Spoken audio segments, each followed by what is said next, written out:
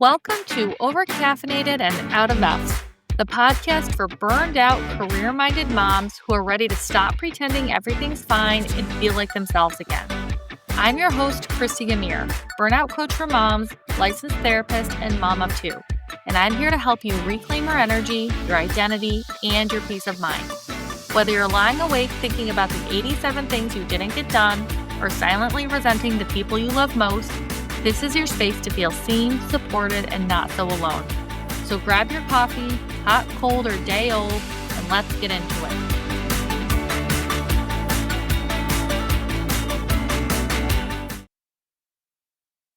Hey everybody, it's Christy.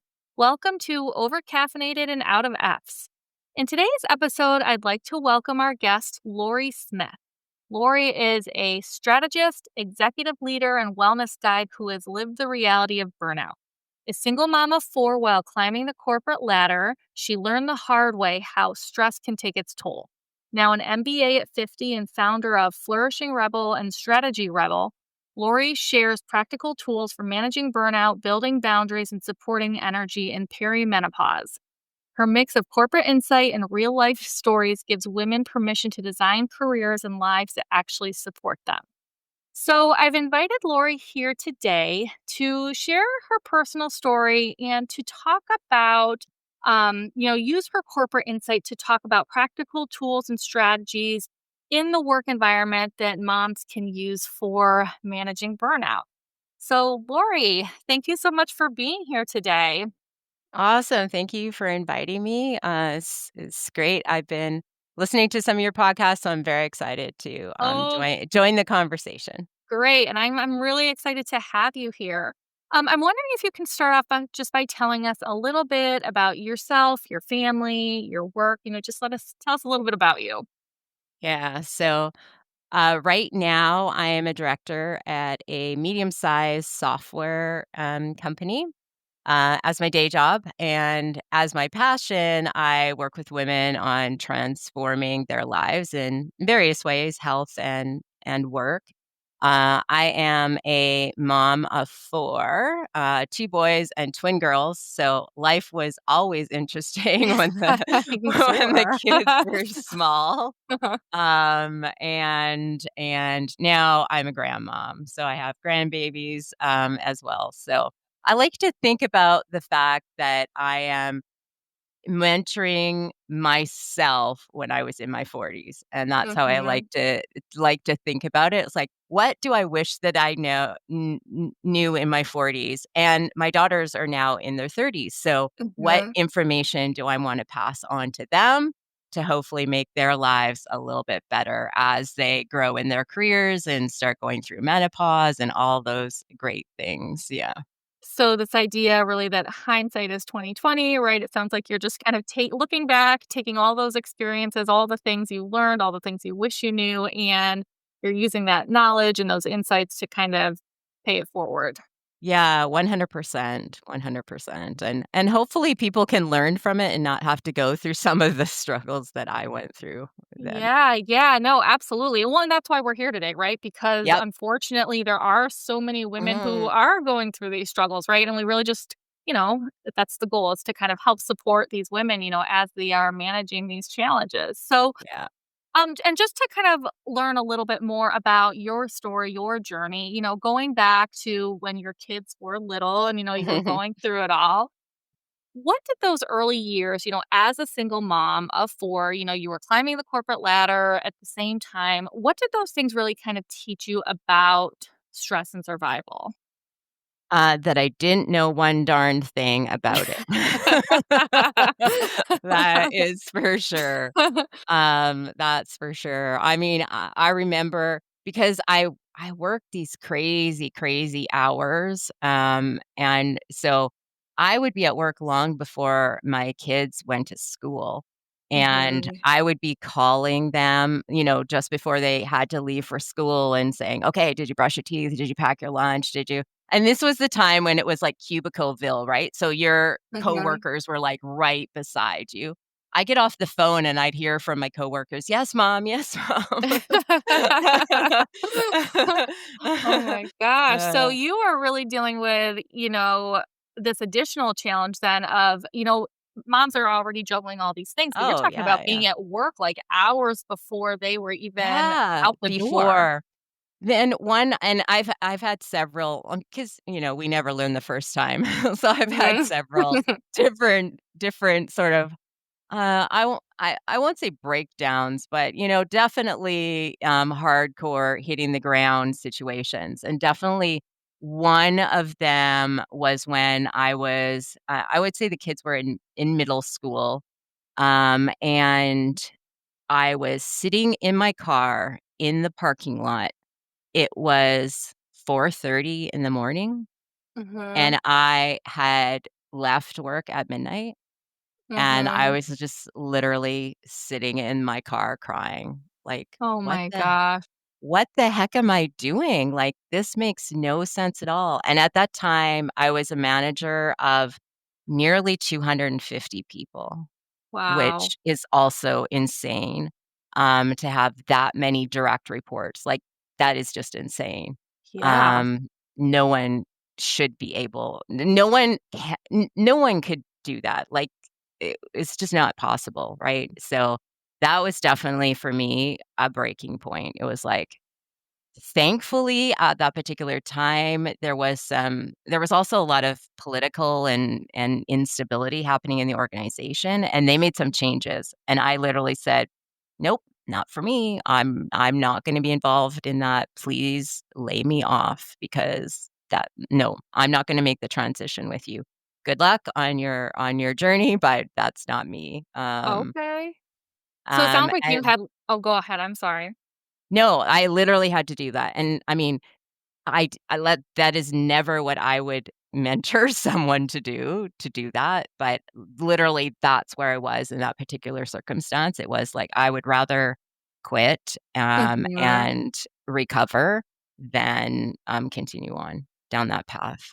Well, and so it sounds like, you had all these experiences. It sounds like you knew you were struggling. You knew you were burned out. You talk about this story about sitting in the parking lot crying. And it sounds like when this change happened at your job, you were sort of at a crossroads, right? It sounds like you had Yeah, the opportunity to go along with it, which you knew was, you just, it wasn't going to be a good move for you. So instead, you took the opportunity to go the other yeah. direction and make a change. Yeah, and sometimes you have to do that, right? Yeah. Sometimes there are circumstances where you can just change the circumstances without changing a role. Sometimes you have that flexibility, and sometimes you just have to choose to change the circumstances, right? So, Hmm. and every time that happens, because I feel like it happens many times in women's lives, that has to happen, Hmm. just because of how we're growing and maturing, and, like, we just know more than we did 5 years ago or even last year, honestly, right? And sometimes you have to make that decision, and I think women need to be empowered that they can make that decision. They don't have to be stuck in those circumstances, and they have way more control over those circumstances than people let on that they do, Mhm. right? I definitely don't recommend jumping without having a A plan. plan. That you should not do that. You should have a plan. Mhm. Because that just adds extra stress. You're not getting rid of your stress, you're adding more stress, so that's not a good thing. But, yeah. Yeah, no, and I'm glad that you brought that up because I 100% agree with that, and that's actually one of the things, um, initially when I had started, like, my coaching, I was really talking about, like, career-driven moms, moms who are, like, very, focused on moving forward in their career at that moment, wherever they were, and then I ended up, like, really sort of shifting it for that exact reason, right? To sort of encompass all career-minded moms at any stage because to your point, we learn more, things happen, life happens, circumstances change, our priorities change, and a lot of times what was working for us at one time or was a good fit at one time just isn't anymore, right? And so I love how you're talking about like, yes, we just need to be empowered and we have that power to do that. So that's I appreciate you bringing that up. Yeah, yeah. Well, and so now you are working, you're leading, you've led these large corporate teams, you've managed these major projects.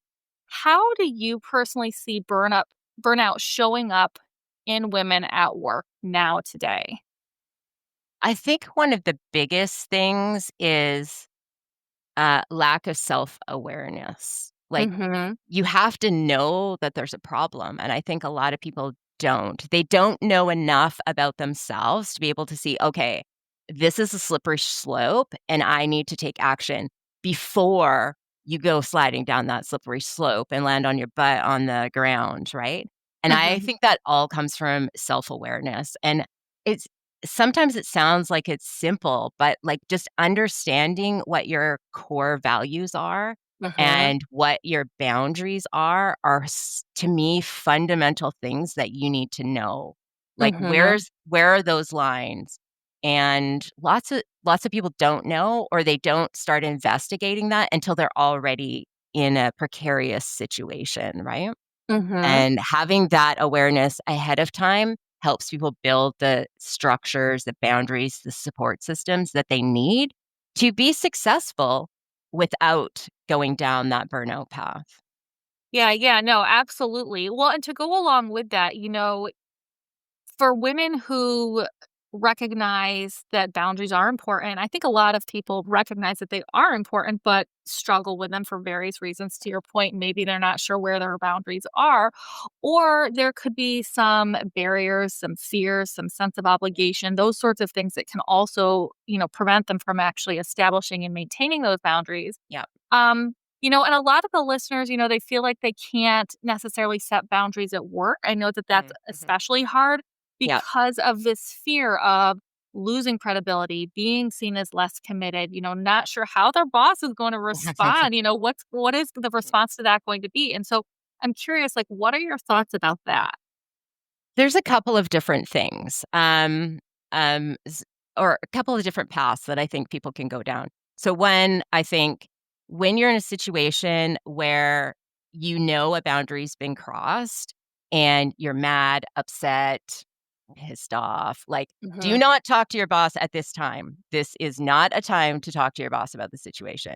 Take Mhm. the day, take the weekend, cool off, and, really get your emotions back in check, and then have the conversation with your boss about this particular situation. There was a problem with this particular situation.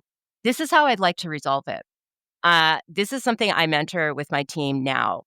Do not come to me with your problems, come to me with your solutions, Mhm. because I can help support your solutions. I cannot help your problem, right? Mhm. And it empowers people to find the solution that best works for you. Because I can give lots of advice on what Mhm. I think that solution should be, but that may not fit with you. So understand what the problem is, the root cause of the problem, not just the circumstance that caused the emotional deregulation. Mhm. Um, what's the root cause of that? And then have the candid conversation with your management about, okay, this is the situation that happened. This is where I feel like the issues are, and this is how I'd like to work at resolving those issues. So whether that is creating harder boundaries, having less meetings, et cetera, et cetera. Um, so I think that works in many situations. It also does kind of depend on the organization that you work Mhm. for, Mhm. 100%. The other thing that I actually would recommend even more than that is make the change. Like, Mhm. why do you even have to talk to your management about how you're going to act?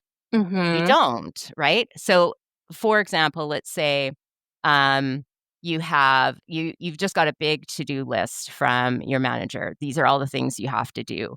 And then tomorrow you get a big to-do list, from your manager. These are all the things you have to do.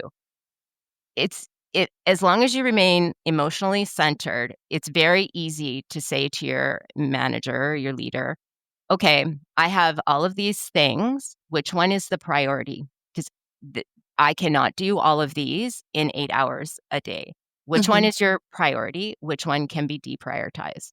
And when a new one comes, and once you start having that conversation with your leader, because I bet you dimes to dollars, your leader doesn't know that you're over capacity, right? Mhm. So just being frank about, okay, these are all the things on my list. Which is the priority for you?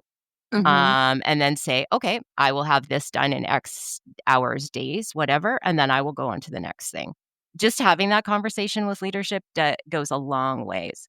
The other thing is, just do it. Like, for example, let's say you put a boundary around meetings, because definitely at my job, my life is meetings. Mhm.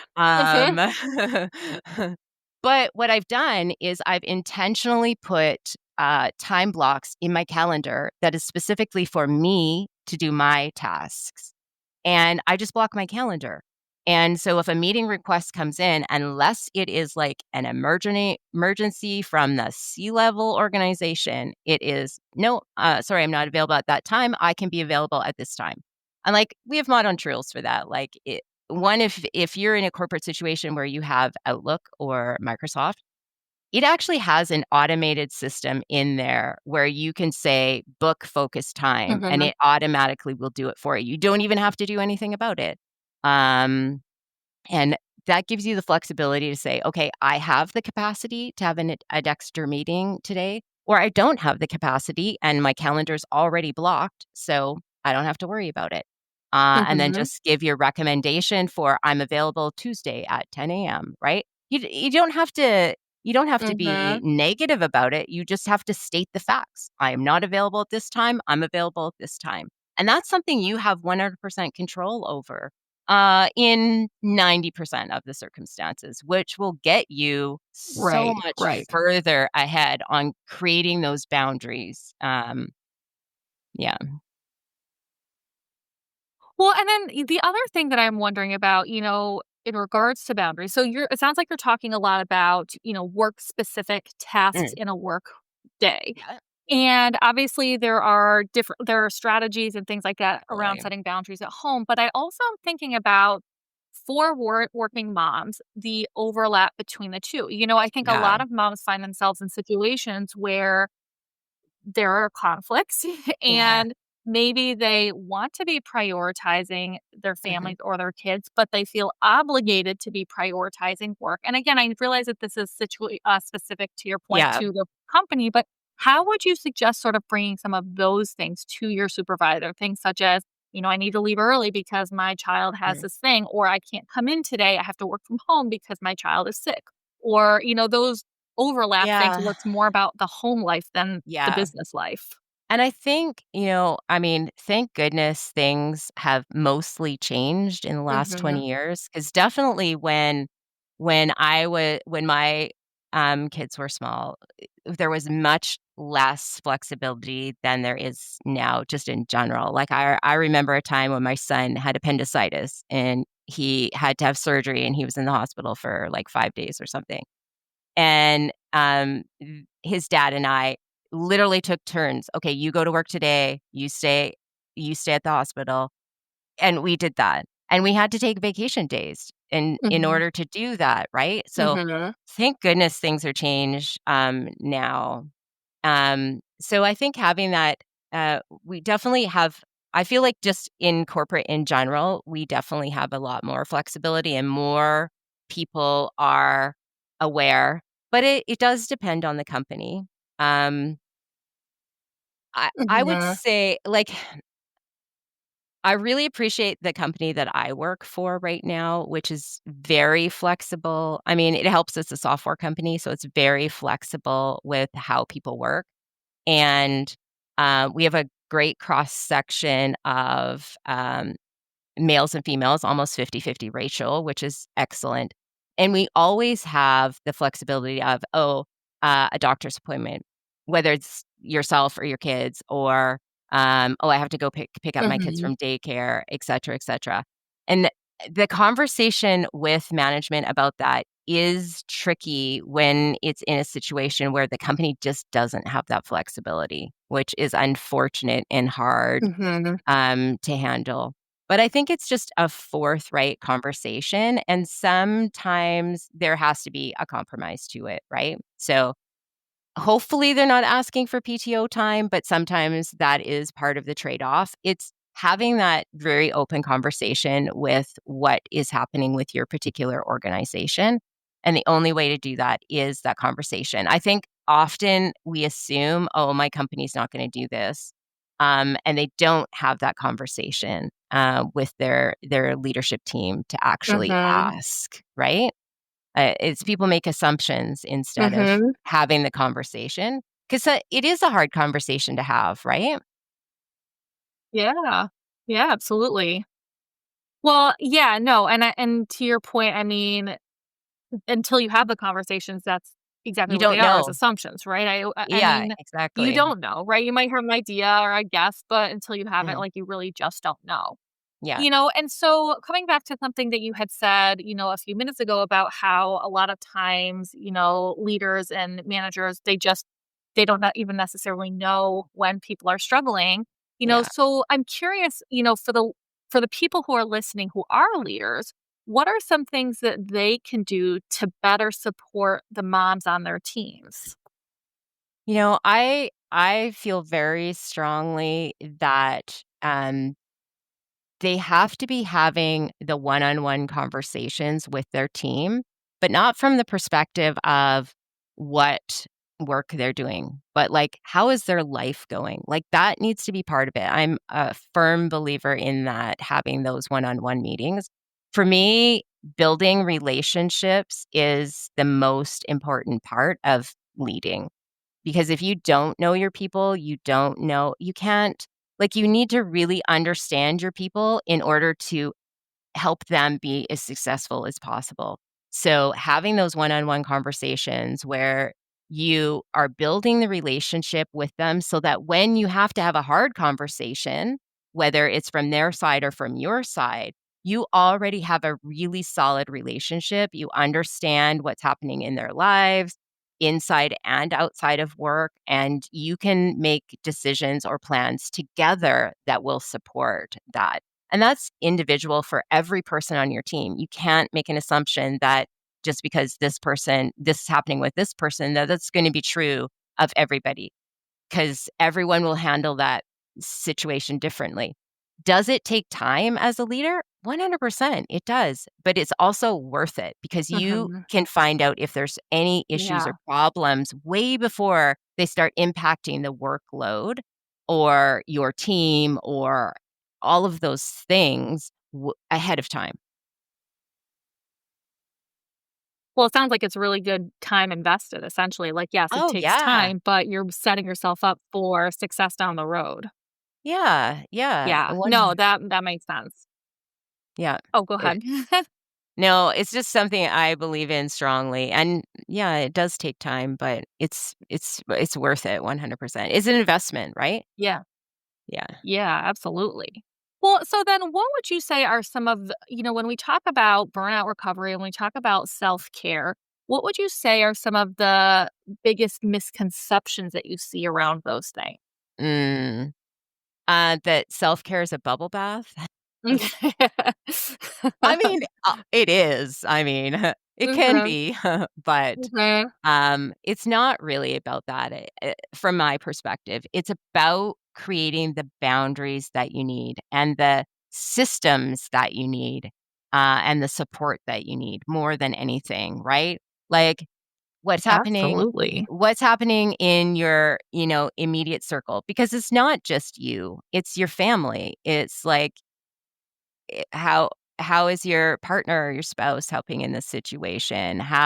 It's not just that one thing. It's that whole support system you have. And like, and honestly, do you have friends that you can talk to and communicate with? Do you have a coach? Like, these things are super important to support you through these sort of circumstances, right? There's tons of science behind the fact that women need women's support, and that's an important part Mhm.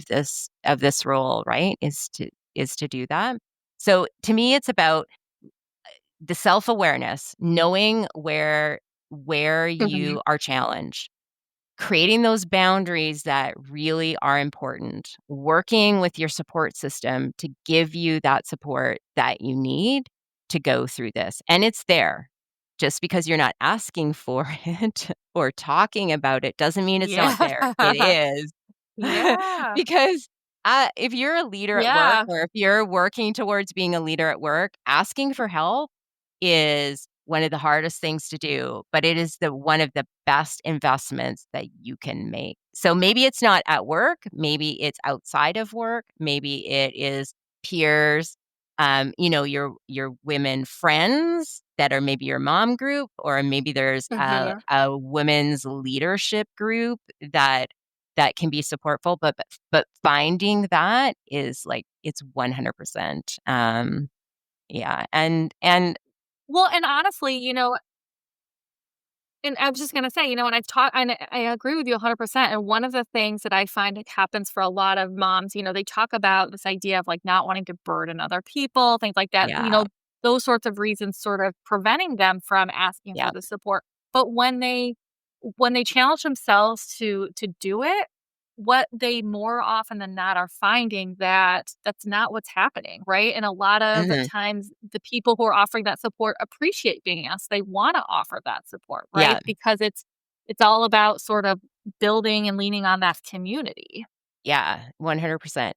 I do I do think, though, that we have to make sure that it is a community that is supportive and not just letting you vent, Mhm. because if you spend all of your time venting about all of your problems, you're staying stuck in your problem by repeating it over and over and over again. So you really have to make Mhm. sure that that support system that you're working with is helping you to move out of that. So yes, vent about it, get done with it, and then what's the next step? How are we gonna fix you? How can I support you to move to the next step? That's the kind of community that you need to have, um, because it's there and Yeah, it's that's a really available. good point.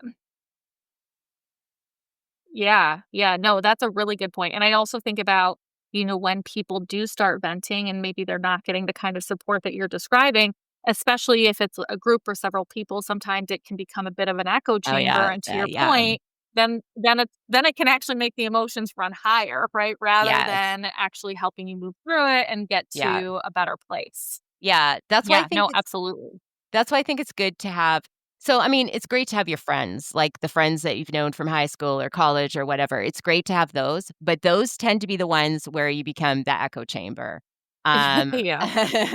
because, you tell the same stories like, "You remember that time in college?" You tell the same stories over and over again, right? So I Mhm. think it's important to Mhm. find something outside of that where you can build new, relationships with new people that are going in the same direction that you're going in, right? So you're all here at this place and you're all moving to that next place. And that really, really helps move that along, right? Because they'll be a little bit more about, okay, they'll be a little bit more candid. Okay, you've told this story for the past 3 weeks. Like, what are you doing to change this story now? You're not gonna get that from your girlfriends from college, right? You're gonna get that from a different kind of group, right? Yeah, yeah, no, absolutely. And like I said, I think that that's a fantastic point because that's something that we do. Everybody talks about support, but they don't necessarily talk about like what that really needs to look like to actually Mhm. be be helpful and be supportive in moving out of those problems. Yeah. So, another thing that I know you talk about is this idea of burnout as an energy thing. I'm wondering if you can tell us a little bit about what that means and how moms can use that in their daily lives. Yeah, for sure. I like to use the analogy of your bank account. Hmm. So, we all know we might not like it, but we all know how the bank accounts work. Hmm. Your paycheck goes in and all your expenses go out. Yes. But if we think about energy in the same way, we only have a battery that's like that can be 100%. Like, that's our full battery, right? And Hmm. every action that we're doing every day is either adding to that energy or taking away from that energy. So, this is really part of that self-awareness. What's happening in your life that is allowing you to add energy? Maybe that is a bubble bath. Or maybe that is Mhm. just your spouse Mhm. or partner or your parents or another trusted person, taking your kids for an hour so that you can have some me time. Um, that's adding into the bank. So what and it again, this is specific to every person, right? So some people reading a novel for an hour is a huge, plus to their energy, right? Some people, it's like going for a run. Whatever Mhm. that is, what is that for you that adds energy to your battery bank? And then what are those things that Mhm. are taking away energy from your battery bank? And then assessing what those things are and what can you do to reduce those or decrease those in some way? If it's at home, can you delegate to the kids to, vacuum the playroom, or your partner to throw a load of laundry in?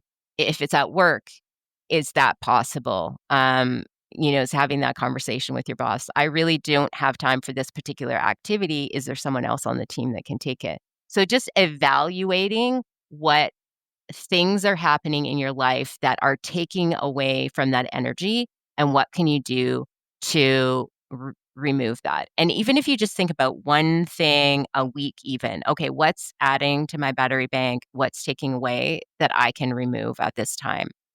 And obviously that is 100% different the time of year, what stage you are in your life, how old your Mhm. kids are. Like it's a constant awareness of those things, that are adding, subtracting from your energy level. Because burnout is Well, running and at to your point. 0. Yeah, Go running at ahead. 0. Yeah, Yeah. Yeah. Well, and to your point, I mean, even if it's just like one small thing, that can still make a difference, right? It's still movement, 100%. it's still progress. Yep. Yeah, yeah. Well, and so another thing that you talk about, you talk about these 10-minute resets and these Mm, micro rituals. yeah. And I'm wondering if you can talk a little bit more about those. Like, what would be for starters, what do you mean by that? And then also just maybe share an example or two that, busy moms it would actually work for them when they really just don't have this time for themselves. Yeah, I mean, let's face it, we don't have time. So that's kind of Yeah. the point around Yeah. the 10-minute because, Mhm. like, either you have a meeting or you have a screaming kid, right? So, like, there's not a Mhm. lot of time for stuff like, so it's just the whole concept of it doesn't need to be an hour. It can be just 10 minutes. So, for Mhm. example, I am in the middle of my workday today and I'm talking to you. So it was like, okay, I had just had this very heavy strategic meeting with Mhm. a whole bunch of directors at my client's customer. And I had 15 Mhm. minutes to switch my mindset from that to having this conversation right now. And so Mhm. what I did was one of my 10-minute resets is one, I just walked to my living room, because luckily I'm working from home right now. But so it's a walk around the office. In my case, I walk to my living room and I have a mini trampoline. So I literally just bounced on my trampoline for 5 minutes. And then I took Mhm. the next 3 minutes before, we started our conversation, about doing, Mhm. parasympathetic breathing, which is very simple. It is just 4 to count to 4 to breathe in and then count to 6 to breathe out, and it's that, the difference between, taking longer to breathe out than to breathe in that calms your parasympathetic nervous system, and you can do it in 2 minutes, literally, between meetings or when you go to Mhm. the bathroom and your kids are screaming outside. It's Mhm. just little activities like that that allow you to Yeah. take back control of the emotional deregulation that is happening, or even just switching from task to task. Like, um, oftentimes when we are transitioning from work to home or home to work, there's that it's hard. Like, you're driving home or you're taking the train home and you're still thinking about work, right?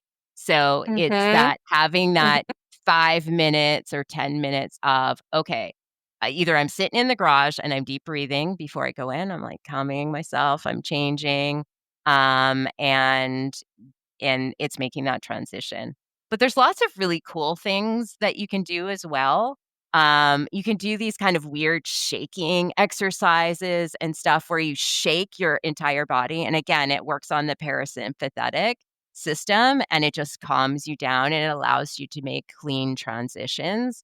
Um, it could be listening to your favorite power tune. Like I have a playlist in YouTube, which is like my power songs, and you just have to play 1 or 2 of those, so that's, like, less than 5 minutes, and you just pick the right song Mhm. that is for that particular situation, right? Either amps you up or calms you down. Music is so easy, one, to do. You have it on your phone, you have it on your computer, it's, like, right there, and it can make switching, your emotions at that time or mood at that time super simple. So it's really easy things like that.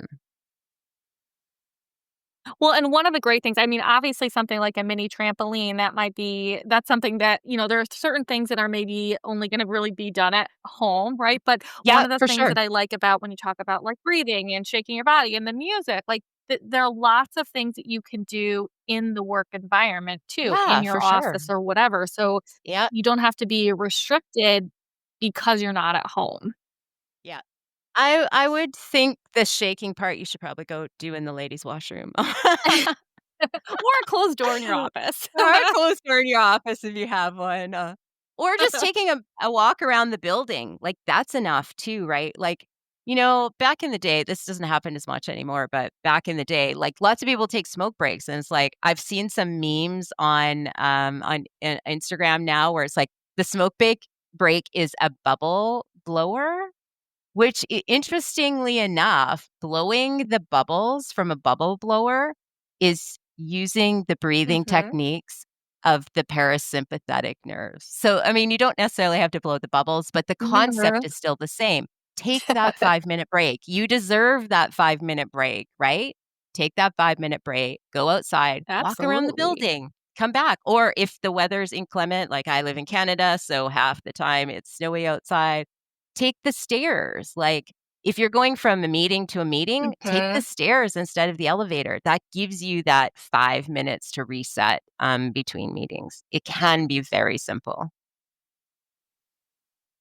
Well, and to your point, I mean, you deserve that break, and on top of Yeah. that, having that break, it benefits you, but it also benefits, your employer. It benefits because it makes you more productive. It makes you Yes. end up just being able to move through your day so much more effectively when you take those few minutes for yourself. Back to that time invested, right? And so Yeah. maybe it's 5 minutes, but Yeah. what are you gaining back by taking the time to do those things? Yeah. The other thing is too, it's not something you need to talk to your manager about, your boss about. It's like, it's Mhm. a 5-minute break. Yeah. Yeah. Like, No, just take it. absolutely. Like, you have control of that, right? So, Yeah, no, absolutely. So, when you had first started talking today, one of the things you were talking about is how, you've moved through, your child okay. raising years. Now you're a grandma, right? And you are looking back, you Mhm. know, at all the things that you've learned. And so, with that in mind, I'm curious, like looking back now, what is something that you wish somebody had told you about being a working mom before it got to the point of burnout? That you don't have to do it all. Mhm. You can have it all, but you don't have to do it all, right? Mhm. Like, I mean, and I'm just generally an A-type personality, which is not great. Like, I used to be the person that was like, "Well, just let me do it. I can do it better than you." Mhm. Like, I really had to learn that Yes, I think a it's lot of people can fine. relate to that. Yeah. It's fine if someone else does it, and I mean, we deal with this a lot in software. Like, it's never gonna be 100%. Never gonna be 100%, and you just have to be okay with that, and that takes a lot of mind shifting change to be able to do that, and it Mhm. took me many years Yeah. to figure that out. Is like, it doesn't have to be perfect. There's no one Yeah. judging you on that, right? And I also think that often, Mhm. especially when we're younger, we get caught up in my problems are so big. And because you're not Mhm. sharing it with your circle, you don't understand many, many other women are in the same circumstance as you are, and there are resources available, um, to support you through that particular time, especially when your kids are young, right? Because women often have the heavier child raising burden when the kids are particularly small. It's changing now, which is awesome. It's great to see, but it's still, still Mhm. weighs a little bit heavier on the woman's side of things. Um, but there are literally hundreds and thousands of women that are in your particular circumstance as well, and just realizing it's a village. There's lots of people in your circumstance. You're not Mhm. alone in this, and there's help Mhm. available. Yeah. Mhm. Yeah, no, definitely. Well, so I have to say, this is just I feel like I could keep talking to you all day long. You just seem like you have so much knowledge and experience, and you are just so easy to talk to. Unfortunately, we are getting to that time. We're going to have to start wrapping up in a couple minutes. But before we do, I'm wondering, where can listeners go to learn more about you and your work? So there's a couple of places that are super easy to find me, and one is LinkedIn. For Mhm. sure, I am posting lots on LinkedIn, and having lots of great conversations on LinkedIn. And then my personal website, LoriLynnSmith.com. Yeah, Okay, so those are the I best ways. will. All right, thank you, and I will make sure that those are included in the show notes for anybody who wants to, look you up or learn more about you and the work that you do. And so before we do wrap up, if you could leave the moms listening with one final piece of advice, one final message, just one more thing that you would want them to know, what would it be? Oh, so many things, so many things. It's hard to pick just one. It's hard to pick just one. I think, one of the big ones is you're not behind. So it's not a Mhm. race. You're not behind. You're exactly where you need to be. You're becoming the woman that you're supposed to become. And even though it Mhm. seems like things are a challenge right now, these are the things that are building you into the woman that you're going to be super proud of one day. Mhm. I love that, because I'm thinking about all the women who are just in this go, go, go state all the time, constantly trying to tackle their to-do list, constantly trying to catch up on everything, right? And so I love that. And I think that that is a great thing for them to hear. So thank you for sharing that. So, again, I feel like this has just been so wonderful, and I really appreciate you taking time out of your day to come talk to me. So, I just, thank you again so much for being here. And as always, for the moms who are listening, if any of this is helpful, valuable, if you resonated with any of it, please share this podcast with other moms that could maybe use some additional support. As Lori said, there are lots of them, and we really just want to be able to support everybody the best we can because we are all in this together. Yeah, perfect. Thank you so much for having me today.